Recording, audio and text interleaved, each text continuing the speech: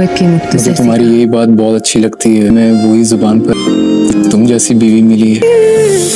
चला आप अपने इस झूठे ख्वाब की दुनिया से। अब बताया नहीं कि मैंने अपनी कल की सारी इनविटेशंस को कैंसिल कर दिया।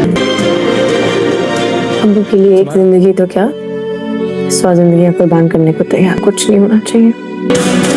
मैं अरुण से तुम्हें पाने के लिए आखिरी हद तक लड़ूंगा।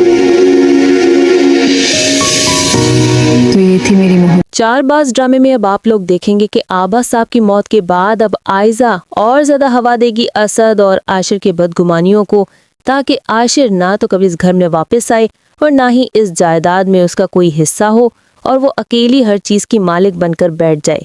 लेकिन अनाया ऐसा होने नहीं देगी, ना ही रूहान ऐसा होने देगा।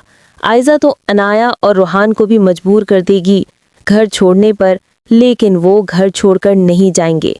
असद रूहान के साथ भी वही सलूक करेगा जो आशिर के साथ करता रहा है, सिर्फ और सिर्फ इस वजह से कि आयजा उसे औलाद देने वाली है। लेकिन आयजा अपनी औलाद से भी हाथ धो बैठेगी, क्योंकि आयजा के जो करतूत हैं उससे सजा तो मिलनी ही मिलनी है। ना सिर्फ वो अपनी औलाद से हाथ धो बैठेगी, बल्कि असद के सामने हकीकत खुलने के बाद उसके पांव तले से जमीन भी खिंच जाएगी। जब असद को सारी हकीकत मालूम हो गई कि आयजा किस कदर मक्कार थी, उसने सिर्फ और सिर्फ रिश्तों को जोड़ने की खुशफहमी में रखकर सारे रिश्तों को तोड़ दिया, एक दूसरे से बदगुमान कर दिया।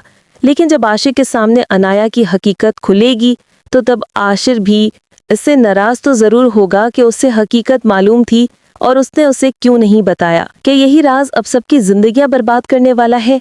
क्या इस सब में भी आयजा खुद को बचाकर सारा इल्जाम दूसरों पर डाल देगी, या फिर अब की बार सिर्फ और सिर्फ ठहरेगी आयजा ही कसूरवार और बाकी सबकी जिंदगियां ठीक हो जाएंगी? आपके नज़दीक आयजा को क्या सजा मिलनी चाहिए? किस किस को आयजा की एक्टिंग बुरी लग रही है?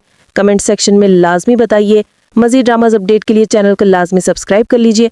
वीडियो अच्छी लगी हो तो वीडियो को लाइक करके दोस्तों के साथ शेयर करना मत भूलिएगा।